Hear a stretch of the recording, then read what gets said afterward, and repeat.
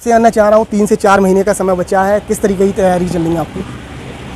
तैयारियां पूरा जनता का भरपूर सहयोग मिल रहा है और जनता जनार्दन हमारे साथ है और लगातार भ्रमण पर और लोगों की सेवाओं में लगे हुए हैं। यही तैयारियां हमारी। नवंबर में आप 251 जो शादी कर रहे हैं, इसको लेकर क्या कहेंगे?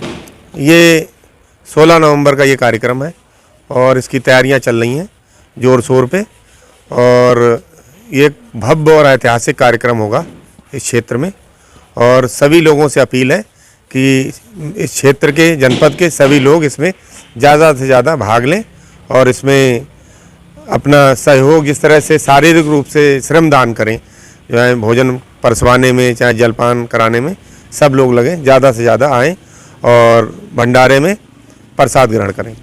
अभी 4 दिन पहले मैंने पूर्व मंत्री समाजवादी पार्टी के भगवत जी का एक बयान लिया था। उन्होंने आपके लिए कहा है कि रमेश जी इस बार चुनाव लड़ेंगे ही नहीं, इस पे क्या कहेंगे? नहीं, वो लोगों का ध्यान बटाना चाह रहे हैं।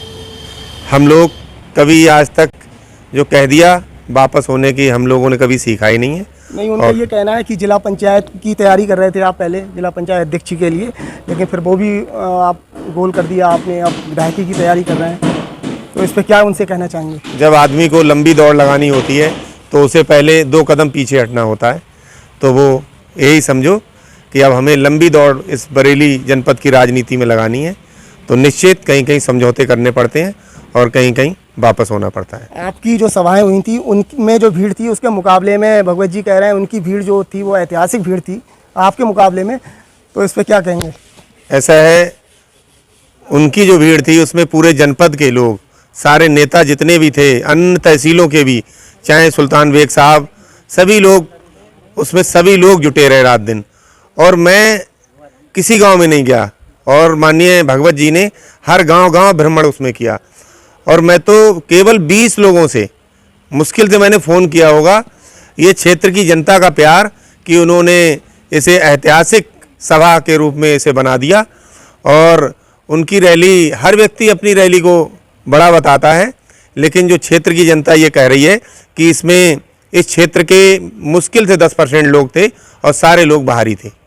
बाहर के थे? आपका कहने का मतलब ये जो भीड़ थी उसमें अधिकांश लोग बाहर के थे भगवत जी? बिल्कुल निश्चित, जिस तरह हमारे क्षेत्र के लोग कह रहे हैं कि वो सारे लोग इस क्षेत्र के मुश्किल से 20% लोग बकाया सब बाहर के लोग थे। टिकट की क्या संभावनाएं लग रही हैं आपकी? निश्चित, जिस तरह से हमें जनता का प्यार और सहयोग मिल रहा है तो निश्चित हमें विश्वास है कि टिकट हमें ही मिलेगा और हम ही जीतेंगे। अगर टिकट आपको मिला, आप विधानसभा का चुनाव लड़े, तो जी समाजवादी के भगवत सरन जी से किस तरीका का मुकाबला होने वाला है आपका? वो मुकाबले में है ही नहीं कहीं। वो पिछली बार भी कहते रहे कि हम स्वर्गीय विधायक जी माननीय हमारे केसर सिंह जी को कि वो हमारे सामने कहीं नहीं टिकेंगे, तो हमारे माननीय विधायक जी ने उन्हें 40,000 वोटों से हराया।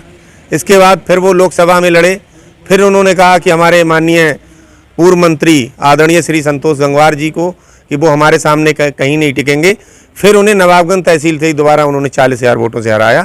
तो हम भी निश्चित, हमें भी विश्वास है कि हम ये 40,000 की जो गिनती, इसे भी उन्हें हराने में और पार करेंगे। जीत के समीकरण क्या हैं आपके, क्या आंकड़े हैं आपके पास? ऐसा है, जिस तरह से हमने लोगों के साथ निरंतर पिछले 6-7 सालों से लगातार उनकी निस्वार्थ सेवा की है, यही हमारी जीत का आधार है। जिस तरह हमें जनता प्यार दे रही है, सम्मान दे रही है और ये बिल्कुल जनता यहाँ बदलाव चाहती है और निश्चित बदलाव होगा, यही हमारी जीत का आधार है। क्या कहना चाहेंगे विधानसभा की जनता से? वही कि आज हमारी पटेल जयंती है, तो सभी को इसकी बहुत बहुत शुभकामनाएं, बधाई, और हम अपने क्षेत्र की जनता से ही कहना चाहेंगे आपसी भाईचारे से मिलजुल कर आगे, दीपावली का पर्व है, भैया दूज, तो इन सब कार्यक्रम, सभी त्योहारों को मिलजुल के आपसी भाईचारे से मनाएं और आपसी भाईचारे से इस तहसील के लोग रहें। मैं पटेल जयंती पे ये कहना चाहूँगा, आज पटेल जयंती है, आज सभी लोग उनको याद कर रहे हैं, लेकिन जो पटेल चौक है जहाँ पे पटेल जी की मूर्ति स्थापित है, वहाँ के हालात बेहद ख़राब हैं, कोई सौंदर्यीकरण नहीं हुआ है। शाम को कुछ ऐसे लोग वहाँ पे मिलते हैं बैठ के जो शराब और ये सिगरेट तंबाकू का इस्तेमाल करते हैं। भाई मूर्ति के पास है, मूर्ति के ऊपर ना छत की व्यवस्था है, पक्षी बैठते हैं, गंदगी करते हैं, तो उसके सौंदर्यीकरण के लिए क्या आपके द्वारा किया जाएगा? ऐसा है, अब आपने ये बात हमारे सामने रखी तो हम आपको ये विश्वास दिलाते हैं कि अगले साल तक पटेल जयंती से पहले वहाँ छत भी मिलेगी और वहाँ सौंदर्यीकरण भी मिलेगा। आपको कहने का मौका नहीं देंगे, हम इसे अपनी तरफ से करवाएंगे। जय हिंद, जय भारत।